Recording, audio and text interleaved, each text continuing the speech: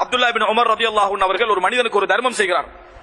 தர்மம் செய்கிற நேரத்திலே பக்கத்து உள்ளவர் சொல்கிறார், தகப்பலல்லாஹு மின்க், அல்லாஹு தஆலா உங்களிடமிருந்து இதை அங்கீகரிக்கட்டும் அப்படி என்ற ஒரு வார்த்தை சொல்கிறார். சொன்ன உடனேயே அப்துல்லா இப்னு உமர் ரலியல்லாஹு அன்ஹு அவர்கள் அழுதார்கள். அந்த இடத்திலே கண்ணீர் விட்டு அழுதார்கள். அந்த நேரத்திலே கேட்டார்கள், எதற்காக அழுகிறீர்கள் என்று கேட்ட பொழுது சொன்னார்கள், வல்லாஹி லவ் அலிம்து அன்னல்லாஹ தகப்பல மின்னி தீனாரன் அவ் திர்ஹமன் அவ் ஸலாத்தன் அவ் ஸதகத்தன் லா அஹ்பப்துல் மௌத் இன்னமா யதகப்பலுல்லாஹு மினல் முத்தகீன்.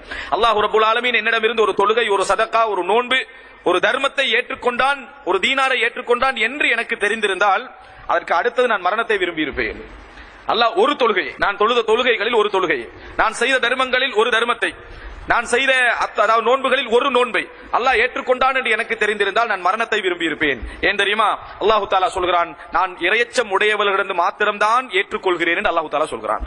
அல்லாஹு தஆலா ஏற்றுக்கொள்வதெல்லாம் இறையச்சம் உடையவர்களாக இருந்தால் மாத்திரமே அல்லாஹ் ஏற்றுக்கொள்கிறான் என்று அல்லாஹ் குர்ஆனிலே சொல்கிறான். ஒன்றை ஏற்றுக்கொண்டு விட்டால் அது எனக்கு தெரிந்தால் நான் இறையச்சம் உடையவன் என்பதற்கு அதுதான் என்ன ஆதாரம், நான் மரணத்தை விரும்பி இருப்பேன் என்கிறான். எனவே மிக பிரதானமானது, எந்த ஒரு உரைகளை நம்ம கேட்டுவிட்டாலும், எந்த செயல்களை நாம செய்து விட்டாலும் அது இறைவனுக்காக என்று அமைகிறதா என்பதுதான் மிக முக்கியமான